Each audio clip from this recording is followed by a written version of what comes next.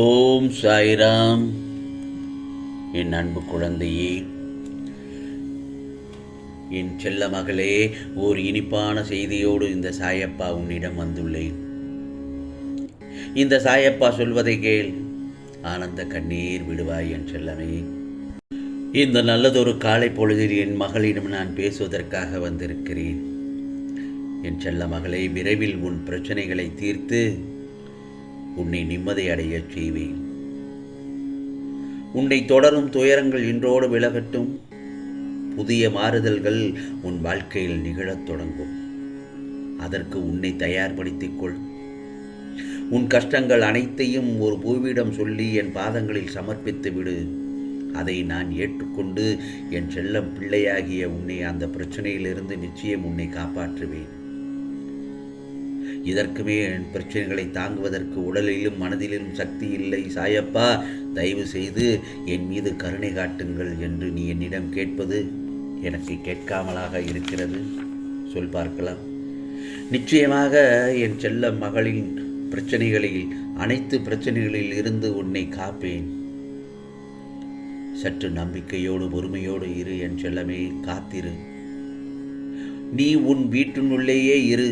நான் உன்னை தேடி உன்னை காண உன் இல்லம் தேடி வருகிறேன். வீட்டில் இருந்தபடியே என்னை வணங்கிக்கொள். வெளியே எங்கும் செல்ல வேண்டாம். மக்களுக்கு சேவை செய்பவரை நான் என்றும் காப்பேன். கோபத்தையும் எரிச்சலையும் விட்டுவிடு. உன்னை காயப்படுத்தியது நியாயமில்லைதான். அதற்காக அந்த கோபத்தை நீ மற்றவர்களிடம் காண்பிப்பது தவறு. நிச்சயம் நீ அமைதியுடனும் சந்தோஷத்துடனும் வாழப்போகிறாய். நான் ஆசீர்வாதத்துடன் உனக்கு மனமாற நிச்சயப்படுத்துகிறேன். உனக்கு மங்களகரமான பல நிகழ்வுகள் நடக்கப் போகிறது. உன் இல்லத்தில் திருமண பேச்சு எடுத்து விடுவார்கள். கவலைப்படாதே என் செல்ல பிள்ளையே. குழந்தை பாக்கியம் இல்லை என்று சொன்ன என் செல்ல பிள்ளைகளுக்கும் நல்லதொரு குழந்தை பாக்கியம் பேறு கிடைக்கும் நிச்சயமாக.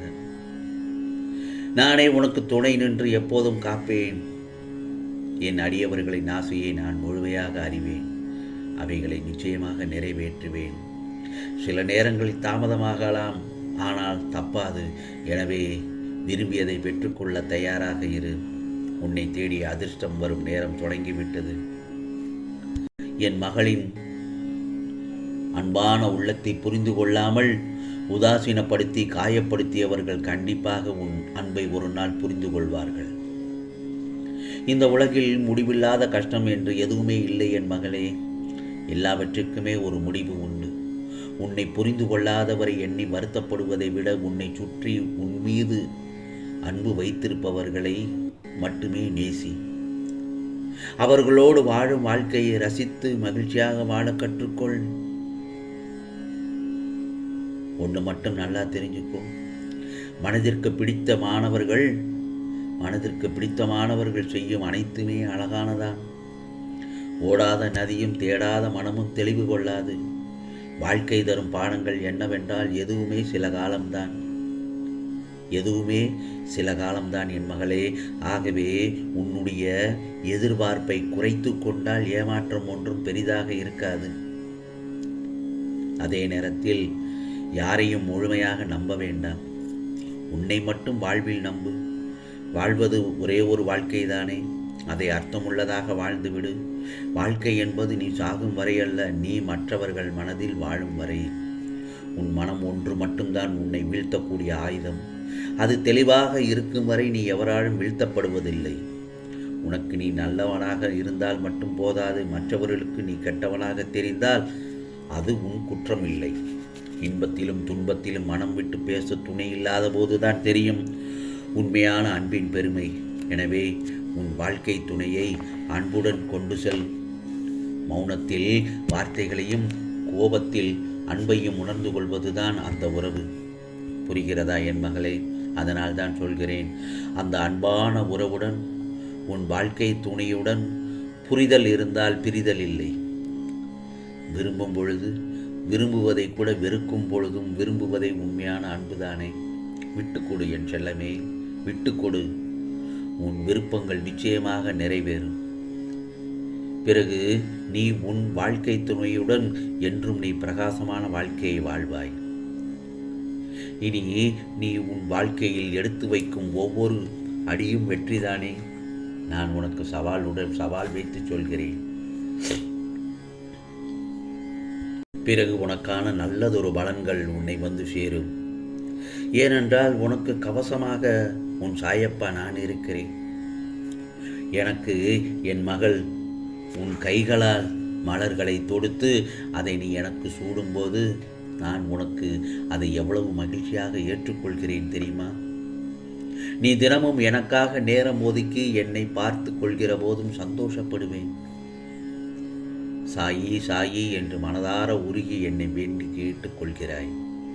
அப்படி இருக்கும் நான் உன்னை எந்த குறையும் இல்லாமல் காலமெல்லாம் உன் வீட்டிலிருந்து உன் கையால் சாப்பிட்டு உன்னை கஷ்டப்படாமல் அனைத்து செல்வ வளங்களையும் உனக்கு அளித்து மற்றவர்கள் ஆச்சரியப்படும் அளவிற்கு உன்னை உயரத்தில் வைத்து அழகு பார்ப்பேன். இது சாயப்பாவின் சத்திய வாக்கு. என் மகளே, என்னுடைய அருளால் இந்த நாள் உனக்கு இனியவையாக அமையட்டும், நிச்சயமாக. ஆகவே நான் சொன்னேன் அல்லவா, உன் வாழ்க்கை பிரகாசமாக மாறும் என்று. முதலில் உன் வாழ்க்கையில் பயம், சோர்வு, விரக்தி என எல்லாமே விலகி ஆனந்தம், மகிழ்ச்சி, சந்தோஷம் என்ற ஒளி மட்டுமே உன்னுள் இருக்கப் போகிறது. என் மகளே, நீ தேவையில்லாத சிந்தனைகளை எல்லாம் தூக்கி போட்டுவிட்டு இனி நீ கவலை இல்லாமலும் பயப்படாமலும் மன நிம்மதியோட சந்தோஷமாக வாழப்போகிறாய். என் கைகளில் இருந்து வரும் அதிமிகுந்த சக்தியானது உனக்கு தேவையானவற்றை மனம் உவந்து தரப்போகிறேன். சாயி சாயி என்று என் நாமத்தை மட்டும் உச்சரித்து விட்டு நம்பிக்கையோடு இரு. நீ எதிர்பார்த்த விஷயங்கள் எல்லாம் ஒவ்வொன்றாக உன்னை தேடி வந்து உன் கைகளில் கிடைக்கப் போகிறது. பிறகு உன்னுடைய சோகமும் கவலையும் காணாமல் போய்விடும். நல்ல வாழ்க்கையை, நல்ல காலத்தை நீ அனுபவித்து வாழப்போகிறாய். இதுதான் என் மகளின் காலம் என்று இதுதான் உனக்கான நேரம் என்று நீ சந்தோஷமாக நீ விரும்பியது எல்லாம் ஒவ்வொன்றாக இந்த சாயப்பா நிறைவேற்றும் காலம், தருணம் எல்லாம் நெருங்கி வந்துவிட்டது. கவலைப்படாதே. இனி உன் வாழ்க்கையில் நீ இழந்ததையெல்லாம் ஒவ்வொன்றாக திரும்ப பெறப்போகிறாய். உன்னால் முடியாது என்பது இங்கு எதுவுமே இல்லை. நிச்சயமாக நீ எதிர்பார்த்த விஷயங்கள் அனைத்தும் உன் கையில் வந்து சேரும் நேரம் வந்துவிட்டது. கவலைப்படாதே. உனக்கானதெல்லாம் நிச்சயமாக நல்லதே நடக்கும், நல்லதே நடக்கும். ஓம் சாய்ராம், ஓம் சாய்ராம். ராம்ஜி அருள் கிடைக்கட்டும்.